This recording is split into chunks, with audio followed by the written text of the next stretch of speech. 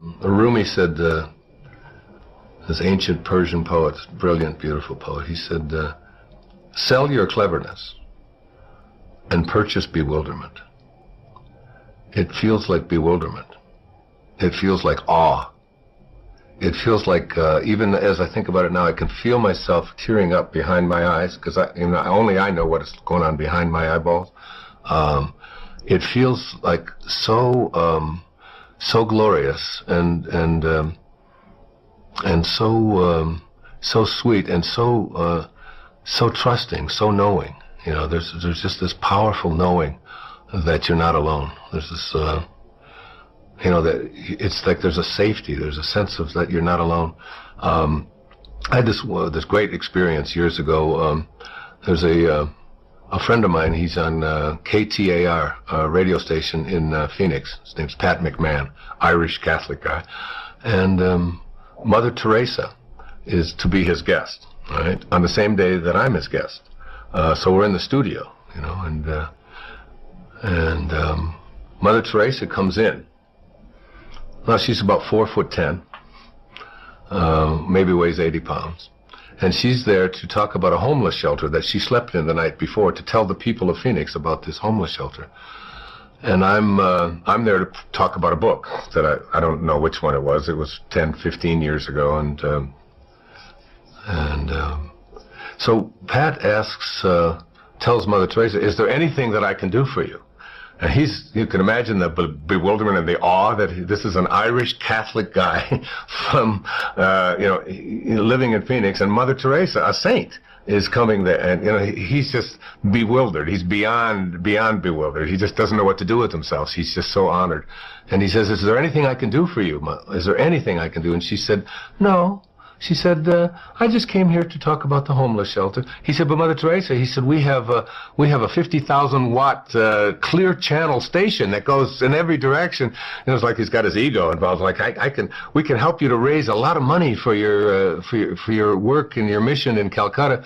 And she said, "No, I'm not interested in raising money or your radio station getting a." She said, "I just want to talk about the homeless shelter, that's all."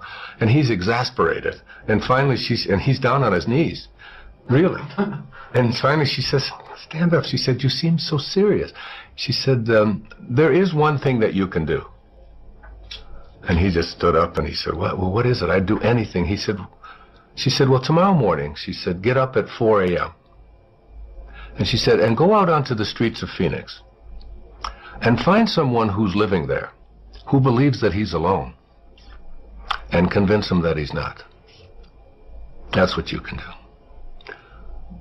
And behind the feeling we're talking about here is this feeling of aloneness for so many people who are lost in the world, that I don't have like a connection to something greater than myself. I've come to believe that who I am is what I do, and what I have, and what other people think about me, and who I am is separate from everybody else, and who I am is separate even from what I'd like to attract into my life, that I'm separate from all the things that are missing, and I'm separate even from God, and that there's a place within me that knows that I'm not separate from any of that, that if there's no place that God is not, or that source is not, or the energy that provides, that is always giving and always creating is not, if there's no place that it is not, then it has to be in me.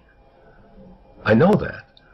And if there's no place that is not, and it has to be in me, it has to be also in everything that is missing in my life, or that I think is missing. It's there too. So that in some mysterious, invisible way, I'm already connected to everything that's missing in my life through something called spirit. And when I recognized that I'm not here as this human being having a spiritual experience, when you recognize that your essence is that you are a spiritual being having a human experience, not the other way around, when you really get that, I mean, not that you can say it and it's clever, but when you know that who you are is this essence, you don't see, there's no other, there's no them. There's nothing outside of you. You're connected to everyone and everything. As the Native Americans would say, that no tree has branches so foolish as to fight among themselves. The fact is that most of us in our culture define who we are and how well we're doing, and even our very humanity, on the basis of some very artificial criteria. Those criteria, most of the time, are considered by people in our culture to be the ultimate. And they are things like success. How much success do I have? That is, how much money am I making? How much stuff comes into my life? How many accumulations am I able to get? And there's certainly nothing wrong with that. But as a criteria for your very humanity, it's a very low point. It's a very shallow place to determine whether or not you're living the kind of life that you're capable of living. Another one is performance, which we tend to laud in our culture and to almost worship. I'm number one. You see it all the time. People making a contest out of life, and performance being measured in terms of how far I get and what position I achieve in life or what awards I have granted to me or whatever. And the other is achievement. How far have I gone in my profession? How am I looked at by my peers and by other people in terms of my grades and my position on the ladder of success within a given corporation, things like that. These are almost like the ultimate in our culture, in the business world, in the educational world, in the entertainment world, whatever. We're always talking about success, achievement, and performance. What has happened for me, and what has happened for a lot of people, particularly in some of my recent books and tapes and so on, is that after you live this life for a while and you find yourself achieving a lot of things and performing at a very high level and being labeled a success by all of the external standards, you soon discover that there's an emptiness to that, that there's more to life than just being able to do that. That emptiness and that shallow feeling, and that it's just sort of almost like a selfish pursuit, gratifying one's ego and proving that we can accumulate as much stuff as we can, and success isn't any longer measured in terms of how we serve others, but in terms of how much I get for myself. And our goals become obsessions, not that we need any more, but that we've fallen into this trap of believing that we have to accumulate more, we have to get more, we have to perform at a higher level. If we win the championship, that's great, but how about doing it 2 times in a row? Nobody's ever done that before. And if we do it twice in a row, well, now we've got to do it 3 times in a row. And now we have to do it by shutting out our opponents completely. They can never get a point. And we are constantly looking outside of ourselves for these kinds of almost artificial ways of defining ourselves as human beings. And when you get trapped into that, you find that there's a lack of a sense of fulfillment. A parenthesis in eternity. He said these words. He said, "Then there are those who reach a stage in which they realize the futility of this constant striving and struggling for the things that perish, things which, after they are obtained, prove to be shadows. It is at this stage that some persons turn from this seeking for things in the outer realm to a seeking for them from God." And that has been probably the major shift in my life, taking the focus in my life off of the things, the accomplishments, the acquisitions, the reputation, ownership, which we begin to identify ourselves as, and to begin to recognize that Pierre Teilhard, the great French priest who was excommunicated from the Catholic Church for his outrageous ideas in 1918, he said, "You're not here as a human being having a spiritual experience, that it's the other way around." And you've all heard it, that we are all infinite spiritual beings having a temporary human experience, and beginning to live our life from this spiritual place, its place of spirit, where we recognize and identify ourselves not on the basis of what the ego says, which is on the basis of what we have and what we accomplish, what we own, and what others think of us, not based on our belief in our separation from each other, and most egregiously not based upon our belief in our separation from God. A shift, if you will, to an awareness of our own divinity. And from that place, what is possible for all of us. And that's why the Jung quote where he says that what was true in the morning will have at evening have become a lie. And you're literally living a lie, trying to fulfill a destiny that has been imposed upon you by all of these, by society and by the right people and so on. But in here, there's music that you came here to play, and you came here to play that music. Intention, the field of intention, is asking you to play that music and to take the risks and to do whatever it is that is required of you. This is just all long habituated thought systems that if we challenge them and begin to see that they're not even true, they're all lies. So it's like we live in a world in which all things are possible, in which there's no accidents, there can be no accidents, there's an organizing intelligence that supports everything in this universe, and we live as if who we are is this little microscopic separate thing who's always got to do things a certain way and fit in a certain way, and none of that is true. Here's what I tell people who suffer from anxiety, and I did it when I was a practicing therapist for many, many years back in New York. Mm-hmm.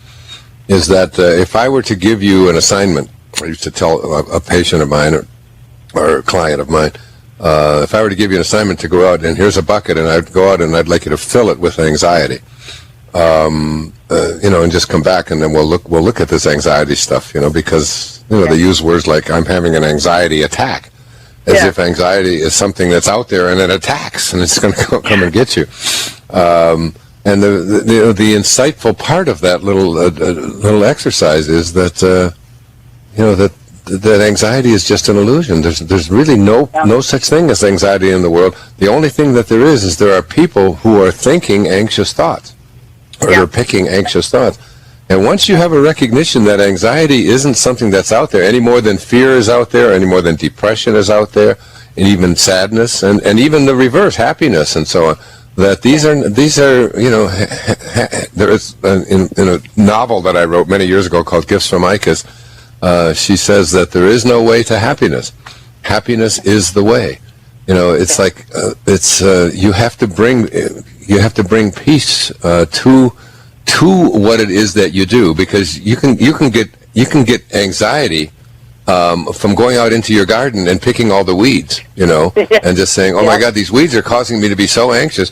Or you can go to the garden and say, I bring peace to the garden, and I can enjoy all of this thing that we call weeding, and so I'm doing it either, it's like, it's this whole idea that we live, loving people, as I often say in my stationery, loving people live in a loving world, and hateful people live in a hateful world. It's the same world. We just get to decide. And your husband, once he gets that, and once he has an awareness that anxiety isn't something that comes from other people doing these things, it's like I said at the beginning of the show, there are so many people out there who are looking for occasions to be offended. And I see examples of it all the time, especially with the new social media and going on Facebook, and something will be posted on there, or I'll be wearing a certain thing, or there'll be maybe a little grammatical error or misspelling or something, and I'll see this people that get offended, and they get all upset, and they write real nasty comments, and they really think that what I wore at my daughter's wedding is causing them to be upset, when in fact, what's causing them to be upset is internally, this is how they choose to process that kind of an event. Yeah. And once you unchoose that, decide no longer to view things in a judgmental way, the whole world looks so different, doesn't it? It does. Yeah. It would be like going to the doctor and telling him all of your symptoms, and the doctor says, oh boy, you've got a lot of symptoms. And he starts writing out prescriptions. You need a prescription for this symptom, you need a prescription for that symptom, and finally he gets this 4 or 5, and you go to walk out, and you say, well, I'd like my prescriptions. He said, no, I'll give this one to your mother-in-law, and I'll give this one to your neighbor, and I'll give this one to your daughter, and I'll give this one to your father. I mean, you're the one with the struggles and with the difficulties, and expecting somebody else to change or something outside of you to get better in order for you to make your life work at this level that I'm calling intention is something you have to really take a hard look at. It's in here.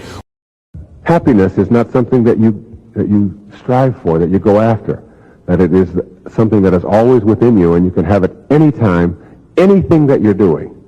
Not very many people get a hold of that. They think there are happy things to do and unhappy things to do. Happiness is available for you anytime you want it, whether you're cleaning out your closet, whether you're sitting on the can, whether you're changing your baby's diaper, whether you're working on a project that is exciting for you, whether you're going on a camping trip, whatever it is that you're doing, that happiness is something that's available to you. It isn't the events, the things that take place outside of us that make us unhappy. It's what we do with them when we do find out about them. And we always have a choice. We always have a choice in how we're going to react. So we have a tendency to blame the things that we don't like for our anxiety or our stress or our unhappiness. But the fact is, if we didn't know about them, as I used to tell my kids when they'd come home and say, so-and-so said something bad about me, I said, if you didn't know about it, if you didn't hear about it, if no one had told, could you be upset? And they said, well, of course not, Dad. How could I be upset about something I didn't know about? I said, well, that's the whole point. It didn't cause you to be upset. You caused it.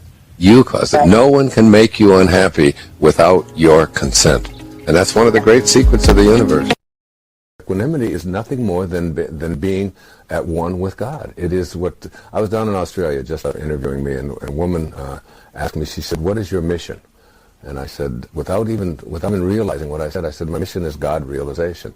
And she said, "What do you mean by that?" I said, "That's where every thought that I have is on an equal level with the source that I came from." You see, there's a link between ourselves and this source. The problem is that the link is corroded. The link is dirty. It's got all kinds of ego identifiers in the way of it. All we have to do is figure out a way to cleanse that link.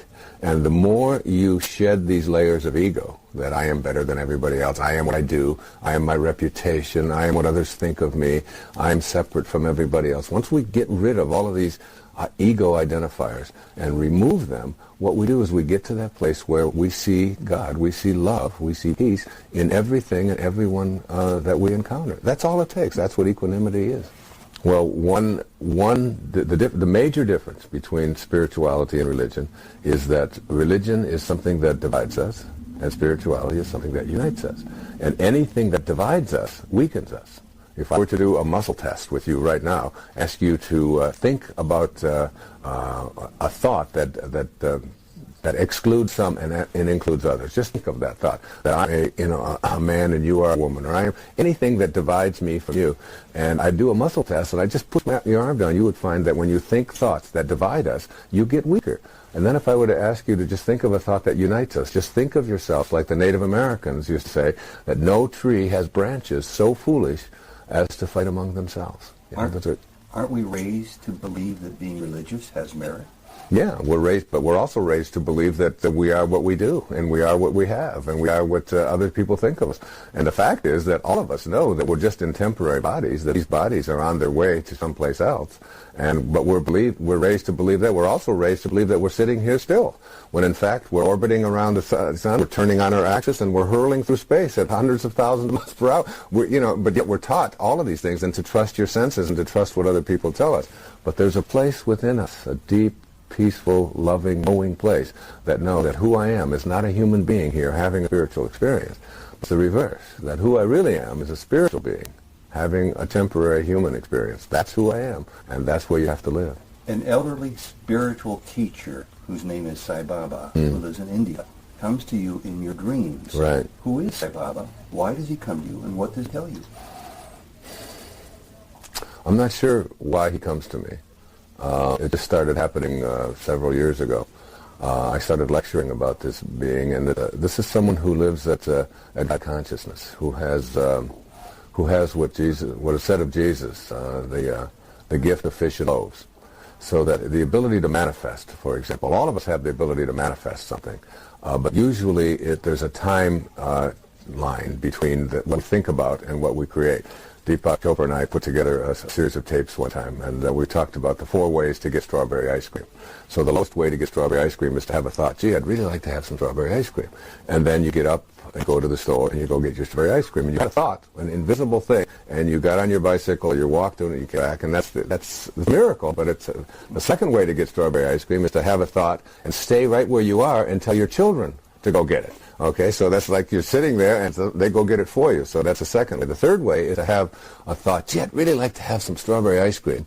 And somebody walks by and says to you, excuse me, is this your strawberry ice cream? And when that happens, we call this synchronicity, and isn't that it is like this collaboration with fate? Isn't this amazing thing? I was just thinking about strawberry ice cream, and everybody's had that experience.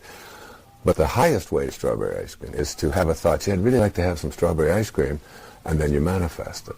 And Sai Baba lives at that level of consciousness where there's no delay between a thought. It's called the gift of fish and loaves, the ability to be able to manifest from your thoughts because you're living at such a level, such a high vibrational level that your thoughts and what you are thinking about all become one, that everything is one, and he lived in that oneness.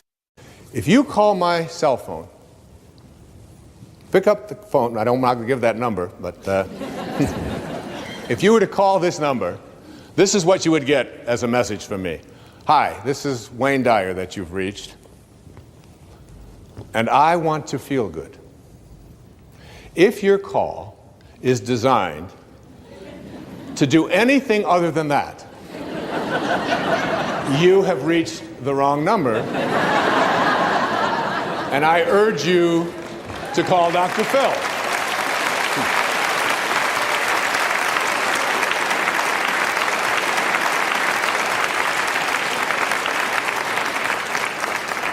But feeling good is perhaps the most important thing that I can talk to you about here in cleaning up this link.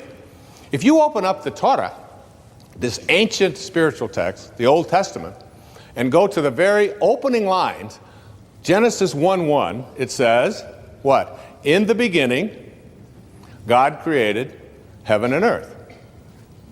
Pretty simple. God is infinite. Out of this source came all the material worlds.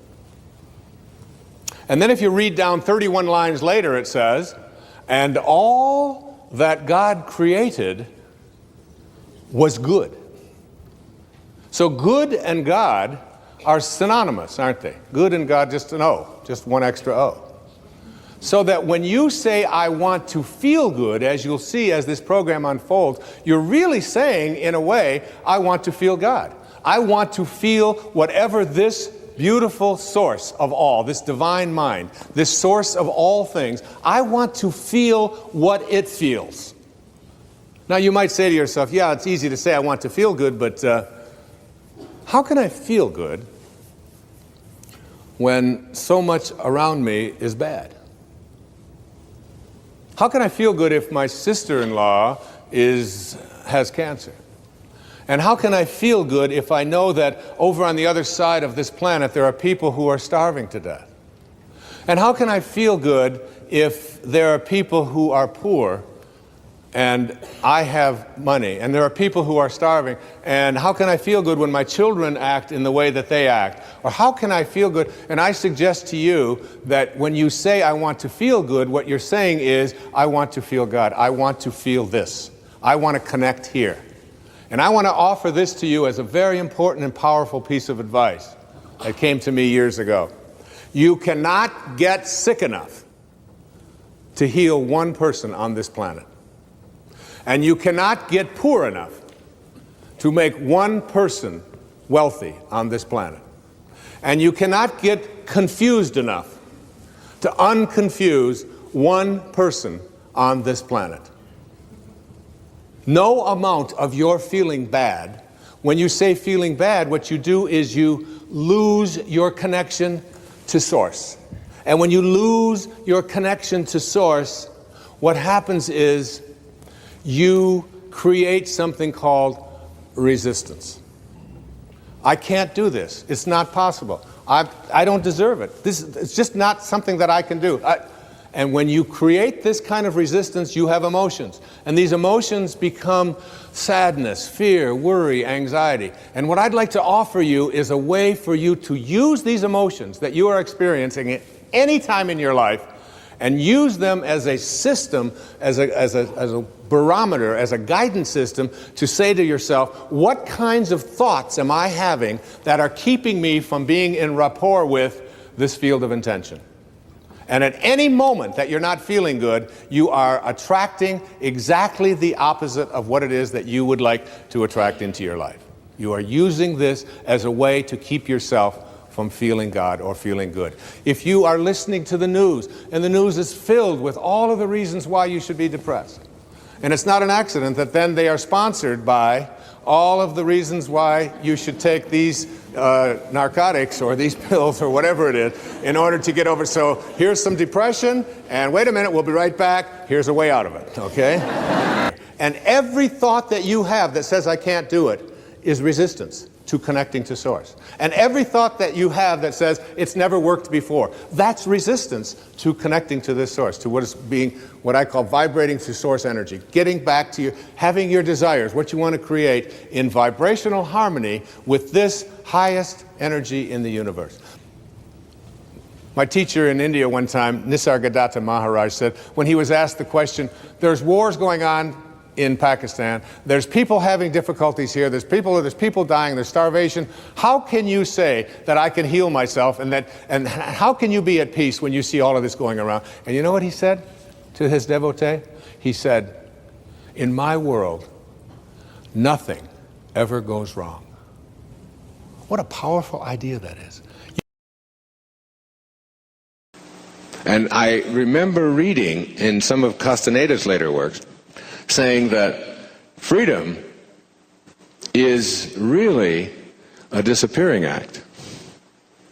It's like you have to learn how to disappear your ego. And the absolute lack of concern about yourself and how things affect you and how self-absorbed you are and how important you are and their need to be right all the time and all of that. This is all stuff that is part of a paradigm that we have been taught because we believe in this, ego, which stands for edging God out. Our ego is the part of us that is our false self. And I say that without qualification. It is the part of us that would have us believe that we are separate from, that we are more important than, that we are special. And I want to tell you right now, folks, if you want to understand higher awareness, you got to get off of this thing that you are special. You are not special in the eyes of God or anyone else. It implies, if you're special, that someone else is not, doesn't it? And if everyone is special, then we don't need a word like that, do we? To specify who is and who isn't. We are all divine creations, extensions of God. Every single one of us. No one better, no one more important, no one more advanced, no one prettier, no one more anything. And this whole idea that we have been carrying around with us about what it is that offends us, and what it is that we find difficult to live with, and how important it is for us to be right and to make other people wrong. All of this stuff is an absence of higher awareness. And you've got to somehow figure out a way to transcend it. And know and begin to believe in something that you can't see. Believe in something that you can't see. I wrote a story. I'm going to share just a part of it with you.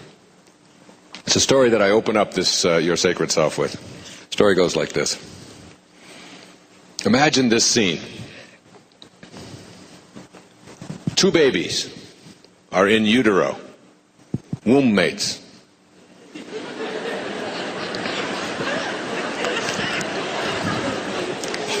Confined to the wall of their mother's womb, and they are having a conversation. Okay, just willingly suspend, just let this in, okay? Two little twins having a conversation. For the sake of clarity, we'll call these twins ego and spirit. Spirit says to ego, I know you're going to find this difficult to accept, but I truly believe there is life after birth. Ego responds, don't be ridiculous. Look around you. This is all there is. Why must you always be thinking about something beyond this reality? Why don't you just accept your lot in life? Make yourself comfortable. Forget about all these life after birth nonsense. Go in the corner and grab your cord and knock it off.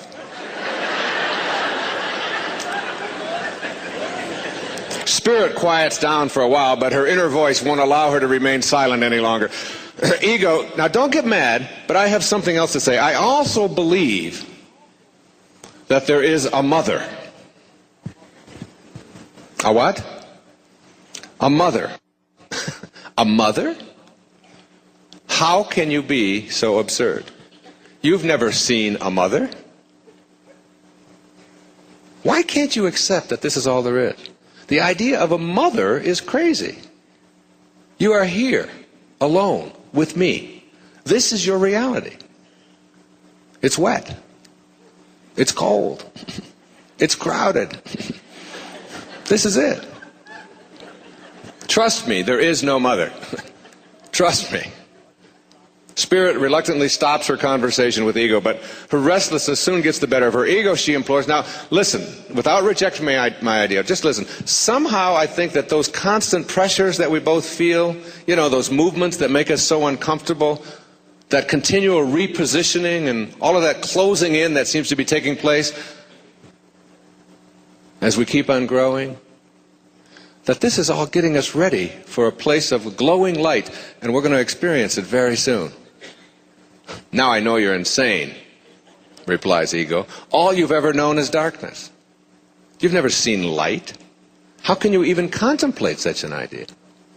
Those movements, those pressures you feel, these are your reality. You are a distinct, separate being. This is your journey. Darkness and pressures and a closed-in feeling. This is what life is all about. You're going to have to fight it as long as you live. Now grab your cord and stay still. Spirit relaxes for a while, but finally she can contain herself no longer. Ego, I have only one more thing to say, and then I'll never bother you again. Go ahead, ego responds. Go ahead, impatiently. I believe all of these pressures and all of this discomfort is not only going to bring us a new celestial light, but when we experience it, we are going to meet Mother face to face and know an ecstasy that is beyond anything we've ever experienced up until now. You really are crazy, Spirit. Now I'm convinced of it.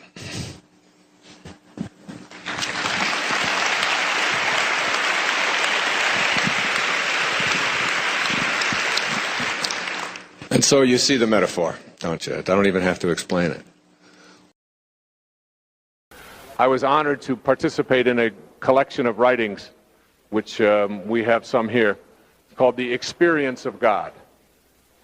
Myself, Deepak Chopra, Marianne Williamson, Mother Teresa, the Dalai Lama, Louise Hay, Ram Dass, Bernie Siegel, Scott Peck, Joan Borysenko, and 30 others. People I'm honored to be in there. We all wrote about our direct experience, our direct conscious contact with God. The experience of God. There's 40 of us that wrote in there. And making conscious contact with God through this thing called inspiration. When I'm inspired, I never ever get concerned about being hungry. I never get tired when I'm inspired. When I'm writing, I can go away and write for day after day. Sleep an hour a day, 2 hours a day. Drink nothing but water. Don't feel hungry. The right people always seem to show up. I go to the mailbox and the thing that seemed to be missing before is always right there for me. The telephone rings, it'll be someone calling, and I wrote about some of that in Wisdom of the Ages. When I was stuck on something when I was away writing one of these essays, Deepak picked up the phone, and only 2 people in the whole world knew my phone number where I was in seclusion. It was my wife and my other wife, Deepak. And I told him that, and I wrote about it in there, and he gave me something in that talk that it just put, like, they say it in Sanskrit that when the student is ready, the teachers appear. What is the context in which you can move out of individual and group consciousness and into mystical consciousness or unity consciousness? It is only available, as far as I know, through this process called meditation. You can't do it any other way. And with meditation, the very opening essay in here was from Blaise Pascal and Pythagoras, two of the greatest scientists who ever walked among us. And Pascal in the 16th, 17th century said, all of man's troubles stem from his inability to sit quietly in a room alone. Most of us just don't know how to get quiet. And it is like, I tell people, don't learn to meditate or don't practice meditation because it will make you feel younger, which it will. It'll even make you look younger, which it will. Because it takes the stress right out of your skin, right out of your life. Don't learn to meditate and practice meditation on a daily basis because it will give you the equivalent of a night's rest in 20 minutes, which it will. But learn and practice meditation because it is the only way that you can transcend the duality of the physical plane. Jesus was known as a non-dual being. No right, wrong, beginnings, ends, male, female, none of that. Only the one. And in silence, silence is like zero. You cut it in half and you still have only zero. You can't divide silence. It's the oneness. Melville said God's one and only voice is silence. And it's really just closing my eyes and creating like a pastel field. And my mind can create any color that I want, which is just so astounding. You think you need your eyes to create it, and you don't at all. And I create that field. In my mind, I put a barrier around that field, and I won't let anything into it. And any thought that tries to penetrate that barrier sort of bounces back. And it takes about 2 or 3 minutes to get yourself like totally relaxed. Now, I don't really believe that anybody can just not think at all. I think that's part of the trap. It's part of the human condition that thinking always goes on. Even thinking about not thinking is still thinking. But you don't have extraneous thoughts. You get like single-minded. And this is wonderful, wonderful training for anyone. And so it's like as you do that and you just won't let a thought in and you won't let a thought in and you won't let a thought in, you become very, very, very relaxed. And then you can create whatever you want. I create a light. It's like a white light, a spotlight way off in the distance in my mind. And I approach it. I just keep coming closer and closer and closer to it with this pastel field, keeping any thoughts from bombarding it. It's amazing how at the beginning, when you first start this, how it's hard to go 5 seconds. 5 seconds without having some kind of thought impingement. Boom, all of a sudden you catch yourself doing that. Then you get to 10 seconds, you get to 30 seconds, and before long, you can do a couple of minutes. And as I move and move towards the light, for many years, I was afraid of the light. I would get close to it, and I knew that if I went into it, that something was going to happen that I didn't know. And so I'd always sort of approach it, and then I'd come back. And then I allowed myself just to go through it. I just surrendered to it. I said, I can handle it. I created miracles in that space for myself. And in the world that I came back to when I left the meditation as well. I do that on a regular basis. The result, the peacefulness, the harmony, the serenity, the energy that you begin to get when you just take a few minutes a day, 10 or 15 minutes a day, put yourself into a sensory deprivation kind of atmosphere, a tub of water, under a tree, in a meadow, and just go into your mind. The wake is a trail that is left behind. Can the trail that is left behind make the boat go forward? So now you have to look at your life and all of the things that have transpired in your life and ask yourself what's making your life go in the direction that it's going. Well, it's the present moment energy that is being generated by your mind, by your thoughts, that is making your... And one of the great ironies, I've been studying some of the teachings of a man named Bashar. Anybody in here ever hear of Bashar? Very, very interesting information. And when he talks about these different dimensions of being, he calls them densities. So in this third dimension, or the third density, we have something called cause and effect. So you do this, and it creates this, okay? And we have a tendency to believe that when I do this, it makes this happen. And then he said we move into the fourth density. I'm not going to go into all of this now, but into the fourth density, in which there is no cause and effect, in which every single moment is disconnected from the next moment, and that the present is not created by the past. This is just something to really ponder, because it's going to get really good when we get to the satsang. The present is not created by the past. The past is created by the present in the fourth density, in the fourth dimension. And that's the dimension where you leave the world of cause and effect, and you realize that everything that ever happened to you up until this moment happened to you in the present. And in quantum physics teaches us that there is no such thing as time, and it does, that it's all one, especially in the world of spirit, in the world of God, it's all one. Then the past is something that we are creating now.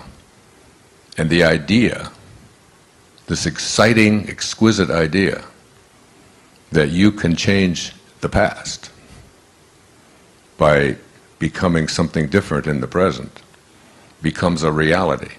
Now, you're all saying, that's just too far out, I can't do that, that's just too weird, I can't do that. But the truth of it is, for 1/3 of your entire life here on this planet, while you are asleep, you're able to do just what I just described. You can create any past that you want. And you have left this dead thing laying on the bed. It's just, you've just left, life has left it, it's just there. And you're off someplace else, creating the past that you want, right? And creating the future that you want. Higher consciousness is something in which we can create a whole new way of being when we get past, and then he talks, that's the fourth density, or the fourth dimension, where you begin to realize that there is no cause and effect, that everything is just, one moment is not connected to the next. What you did a month ago is not connected to what you are doing today, even though this linear mind of yours has convinced you that it's absolutely why this happened. The fact is, in a quantum sense, everything is being recreated every moment, every moment. Your whole body is being recreated every moment, every moment. And now this may not seem like an important thing for you to know, but when you get a hold of this idea, it's like one of the elements that you need in order to reach a higher level of consciousness is you've got to give up your personal history. You've just got to give it up. I have a quote over here from Castaneda. He said, one day I finally realized that I no longer needed a personal history.